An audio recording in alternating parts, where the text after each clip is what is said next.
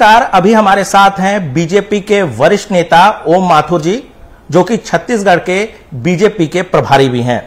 Sir, Chhattisgarh में विधानसभा चुनाव है, ऐसे में आपको लगता है कि पिछली 15 साल इस सरकार से पहले आपकी सरकार थी, लगता है आप सरकार में आप लोग आ पाएंगे? निश्चित रूप से आ पाएंगे। सबसे पहले तो मैं आपके चैनल को भी धन्यवाद दूंगा कि जिन्होंने ऐसा कार्यक्रम आयोजन किया। और जहां तक सवाल सरकार का है, 100% पूर्ण बहुमत से हम सरकार बनाने जा रहे हैं।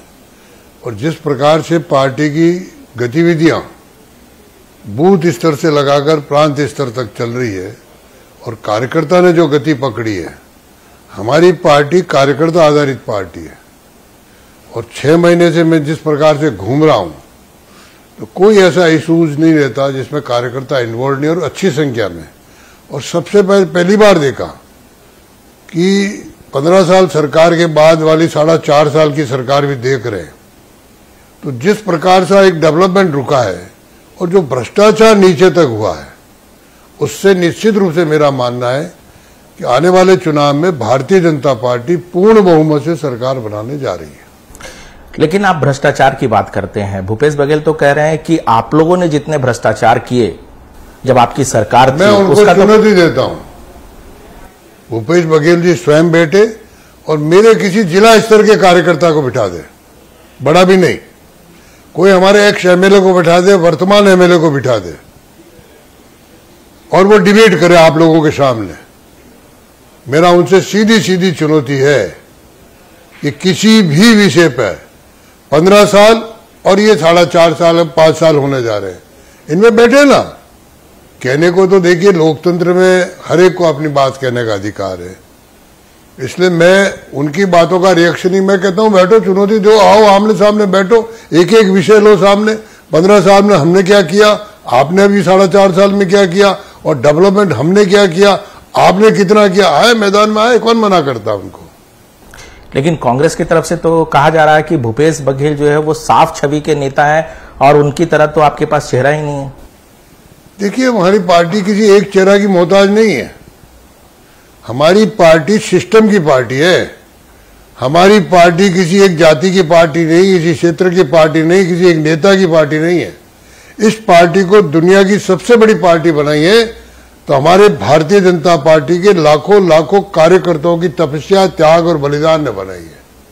और इसलिए ये हमारी सिस्टम की पार्टी होने के नाते मैं लगभग 9 से 10 प्रांतों का प्रभारी रहा हूं। मैं ऐसे कई प्रांत बता सकता हूं जहां हमने बिना चेहरे के चुनाव लड़ा, कई ऐसे प्रांत बता सकता हूं जो चेहरे के साथ लड़ा। तो ये निर्णय हमारा सेंट्रल पार्लियामेंट बोर्ड करता है, और सेंट्रल पार्लियामेंट बोर्ड ने अभी तक तय नहीं किया है। अभी हम कमल का फूल लेकर के मैदान में जा रहे हैं। लेकिन एक सवाल उठता है कि आपको लगता है कि साफ सुथरी छवि वाली ये सरकार है? कौन सी सरकार? ये जो अभी वर्तमान में भूपेश बघेल की सरकार। ये तो वहां की जनता से प्रश्न पूछना चाहिए, इसका सही उत्तर आपको चुनाव के बाद मिलेगा कि कितनी साफ है। आप आश्चर्य करेंगे कि केंद्र की योजना जो यहां गई, हमने एक प्रयोग किया मात्र, योजना तो 50 में जो उनकी राशि थी और हमारी राशि गई। प्रधानमंत्री आवास योजना की 3 किस्तें गई, लगभग 18 लाख मकान, 16 लाख मकानों का पैसा गया। उन्होंने एक पैसा अपने हिस्से का नहीं दिया। आज छत्तीसगढ़ की जनता 15 लाख मकानों से वंचित है। हमने उसका एक आंदोलन किया, हमने गांव गांव जाकर के फार्म भरवाए। हमारा हर कार्यकर्ता गांव में जाके फार्म भराया। उनका सर्वे था कि हाँ, तुमको प्रधानमंत्री का पैसा आने वाला है। वो नाम छाटे 8 लाख फार्म में इकट्ठे हुए। और पिछले 4 महीने पहले 14 या 15 अप्रैल को जो आंदोलन हुआ, तो साफ छवि का झलक तो वहां मिल गई है। फिर जिस प्रकार से इन्होंने वंचिका देके घोषणा पत्र के माध्यम से, और आज दुर्भाग्य है कि जिसने घोषणा पत्र बनाया और उसकी वजह से उनकी सरकार बनी, उसको किनारे कर गया। और आज आखिरी दिनों में उसको एक लॉलीपॉप दी है डिप्टी सीएम की। वो भी बिना मन से महसूस करा कि वो अच्छे व्यक्ति है, वो नहीं चाहते कि मैं कुछ बोलूं, लेकिन तय तो हुआ था 2.5 साल का, लेकिन उनको नहीं आने दिया। तो जब घोषणा पत्र की जड़ में ही भ्रष्टाचार था या बेईमानी थी या कहना चाहिए वंचिका थी, तो वो किस आधार पे कहते। और इसका सही उत्तर मैं नहीं रख सकता। इसका सही उत्तर आपको जब रिजल्ट आएगा तब मिलेगा कि कितनी उनकी साफ छवि है। गोठान को लेकर के कितनी गोठान बनाई, कम से कम 5000 गोठानों पे हमारा कार्यकर्ता गया है। एवरेज 19 लाख, बहुत तरीके से अलग अलग फंड को जोड़ करके पैसा दिया गया। हमने गांव वालों को बिठाया हमारे साथ, हमारे बड़े नेता भी गए, छोटे नेता भी गए, तो गांव वालों को पता नहीं कि पैसा कितना आया। यानी वर्मी कंपोस्ट के माध्यम से, वर्मी खाद के माध्यम से आज कोई ऐसी ब्लॉक नहीं है जहां वर्मी खाद उन्हीं के गोठान में बना हुआ लोगों को दिखा रहे हम कि खाद है या मिट्टी है। तो कुल मिला के पूरा धोखा देने वाली ये सरकार है, लेकिन फिर भी इसका निर्णय आने वाला चुनाव का परिणाम करेगा। क्या ये सरकार भ्रष्टाचार मुक्त सरकार है? आपको लगता है कि जो मेरा सवाल अगर मैंने इतनी बात की तो मुक्त हो जाने का प्रश्न नहीं, बिल्कुल ही नहीं है मुक्त। इनके खुद के अफसर अंदर पड़े, इनके प्रिंसिपल सेक्रेटरी अंदर पड़े और लाइन लगी है अभी अंदर जाने वालों की। काफी लोग ईडी के दायरे में आ रहे हैं, काफी लोग सीबीआई के दायरे में आ रहे हैं, काफी लोग एनआईए के दायरे में आ रहे हैं, काफी लोग आईटी के दायरे में आ रहे हैं। तो ये अगर भ्रष्टाचार मुक्त होती तो वहां तक जाने का जरूरत थी उनको। लेकिन उनका तो आरोप है कि आप लोग ईडी का जो इस्तेमाल है वो टूल की तरह कर रहे हैं उन्हें फंसाने के लिए। इसका मेरे एक उत्तर है इनसे, और आपके माध्यम में चाहूंगा कि इसको आप पूछे। यूपीए 1 और यूपीए 2 सरकार रही, ये सब लोग थे शामिल। उस समय कोई महीना ऐसा गया क्या कि कोई न कोई भ्रष्टाचार उजागर नहीं हुआ? उस समय क्या नरेंद्र मोदी ईडी चला रहे थे? नरेंद्र मोदी सीबीआई चला रहे थे? क्या आईटी उस समय हमारे पास थी? इन्हीं की यूपीए की सरकार के लोग जेल तक गए, कैबिनेट मंत्री। तो ये तो खिसियानी बिल्ली खंबा नोचे जैसी बात है। एक संवैधानिक संस्था है, केस का एक प्रोसेस है, केस आगे बढ़ता है, और वो पहले अपने गिरेबान में जाके ना कितने घोटाले हुए आम पब्लिक तक, वो कोई भारतीय जनता पार्टी ने उजागर नहीं किए, या नरेंद्र मोदी जी ने, या गृह मंत्री अमित शाह जी ने नहीं किए। ये किए उन्हीं की सरकार के अधीन, ये जो आप संस्थाएं बोल रहे हो, इन्हीं संस्थाओं ने किए। तो किस आधार पे आरोप लगा रहे कि हम उपयोग कर रहे हैं? इसका मतलब आपने भी अपने अलायंस को मारने के लिए उस समय ये उपयोग किया। कनीमोजी जा रही है, डी राजा जा रहा है, कितने लोग अलायंस के लोग गए, इनके खुद के लोग गए। तो इनको तो ये नैतिक कहने का अधिकार ही नहीं है। आजादी के बाद अगर मैं कहूं तो 64 वर्षों से ज्यादा एक ही परिवार ने राज किया, पार्टी भी नहीं, एक ही परिवार ने। अगर दूसरे को बिठाया तो अपने सलाह से बस तुमको खाली बैठना है। एक दृश्य देखा कहीं कि एक पार्टी का नेता देश के प्रधानमंत्री का पढ़ने वाला कागज हाथ से खींच के फाड़ दे? किसको ज्ञान दे रहे ये? पार्टी बची कहां? किस जगह बची बात? और इनको अब भय लग रहा है कि आने वाला चॉइस नहीं, चॉइस से आगे आने वाला भी हमारा नहीं है। क्योंकि इन्होंने क्या किया, मैं तो कह रहा हूं डेवलपमेंट को लेकर के इनके 60-70 साल और हमारे ये 9-10 साल किसी भी स्तर पे अच्छे आए।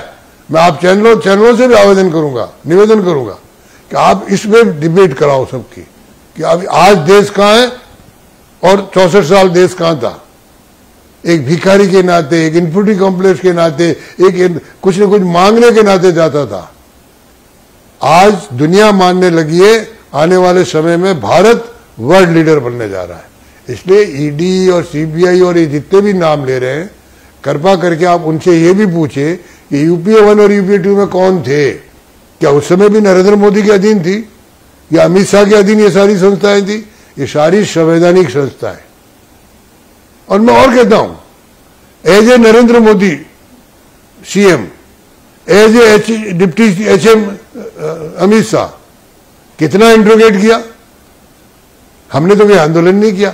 आज अगर इनको किसी नोटिस जाता है, पूरे देश में तूफान मचाते ये। हमारे राहुल बाबा को नोटिस चला गया। अरे उस समय कहां गए थे जब नरेंद्र मोदी को घंटों तक और बिल्कुल कॉन्फिडेंस लेवल पे सामना किया हमने एसआईटी का। हमने तो कोई आंदोलन नहीं किया कि हमारे नेता को कहीं ये गिरफ्तार करो या आप इस तरह को। अमित शाह को तो जेल में डाला, हमने कोई आंदोलन नहीं किया। हम संवैधानिक संस्थाओं पे, हमने न्यायपालिका पे भरोसे करके, न्यायपालिका हमारे साथ रहेगी, हम उस स्तर पे गए। इसलिए इस प्रकार बोलने का कांग्रेस के किसी व्यक्ति को अधिकार नहीं है। अब कल इन्होंने जो विषय लिया बताइए आप, पूरा हाउस आपने भी लाइव किया होगा। यानी ये तो ऐसा हुआ कि खुद ने विषय डाला और खुद के ही सिर पे पड़ गया। तो कांग्रेस रसातल में जा रही है, इसलिए इस तरह का प्रयोग कर रही है। सर, जिस तरह से ईडी के दायरे पे छत्तीसगढ़ के कुछ अधिकारी आए हैं, आपको लगता है कि इसकी आंच जो है वो मुख्यमंत्री कार्यालय और मुख्यमंत्री तक भी पहुंचेगी? निश्चित रूप से पहुंचेगी। और जब उनका प्रिंसिपल सेक्रेटरी अरेस्ट हो रहा है, उसकी सुप्रीम कोर्ट जमानत नहीं ले रहा है, उनके बाकी सारे खास लोग ईडी के नीचे दायरे में आ रहे हैं, लेकिन इसका निर्णय ईडी का जो प्रोसेस है वो संवैधानिक प्रोसेस वो करेगा। जाएगा नहीं जाएगा मैं इसमें क्या कह सकता हूं, लेकिन निश्चित रूप से जो ईडी, मैं आपको बताना चाहता हूं, ईडी ने जो एफआईआर दर्ज की है वो कोई भारतीय जनता पार्टी के नेता ने नहीं लिखी है। उस एफआईआर को आप लोगों को देख लेना चाहिए, उससे पता लग जाएगा कि कितने नीचे तक गिरे हैं ये लोग। सर, उनकी सरकार की तरफ से क्लेम किया जाता है कि गांव का जिस तरीके से विकास किया है, जिस तरह से राज्य सरकार ने, उस तरह से पहले कभी नहीं हुआ जिस तरह का विकास इनके कार्यकाल में हुआ है। मेरा ऐसा मानना है कि सबसे बड़ी बात तो है कि ये लोकतंत्र है और विकास या जनता किसके साथ है, ईमानदार कौन था या काम किसने किया, उसका सही प्रमाण तो वोट के बाद रिजल्ट आने से देती है। और जो रिजल्ट लोकसभा में या बाकी जगह हमारे पास आ रहे हैं तो हमको मान्यता तो मिल रही है, तो बात है। इसलिए कल बार बार गृह मंत्री जी ने कहा जनता में हमारा विश्वास है, इन डरे हुए लोगों में अविश्वास है, बार बार उन्होंने कल हाउस में बोला।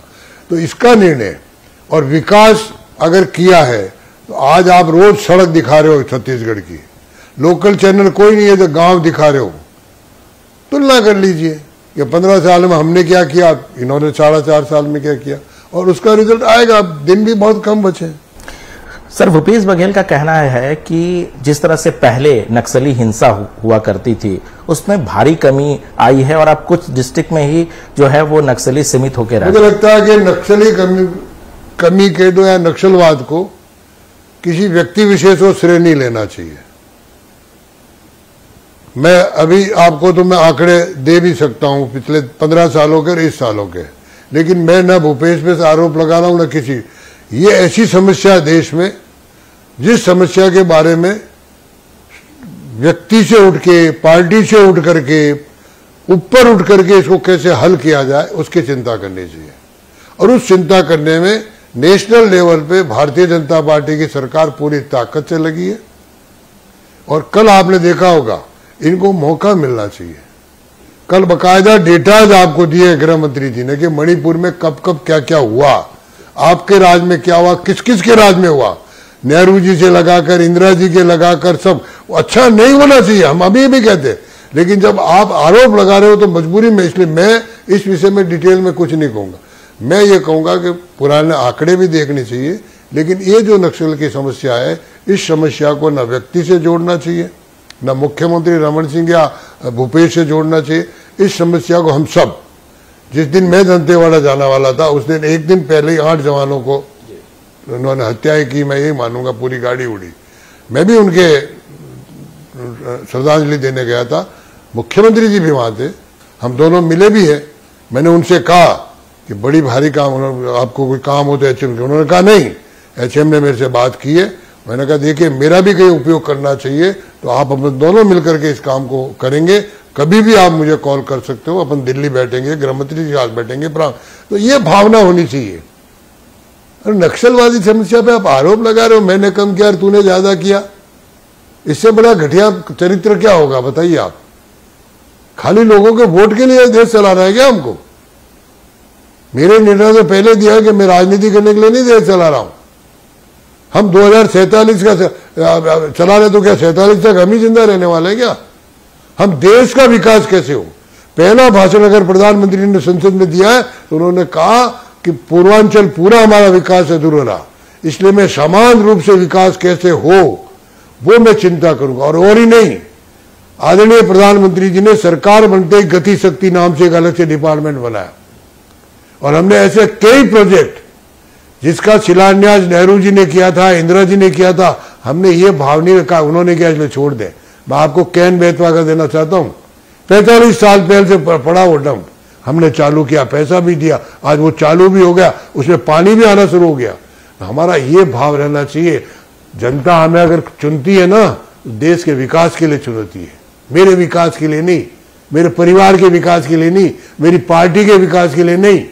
और इसलिए हमने फर्स्ट राष्ट्र का है, सेकंड हमने पार्टी कही है हमेशा। तो ये जो भाव रखता है, इसलिए नक्सलवाद जैसी समस्या में क्रेडिट नहीं लेना, ना तो मेरे को लेना, ना रमन सिंह को लेना, ना भूपेश को लेना है। हमको क्रेडिट वो होगी कि हम इसको समस्या को कैसे हल करें।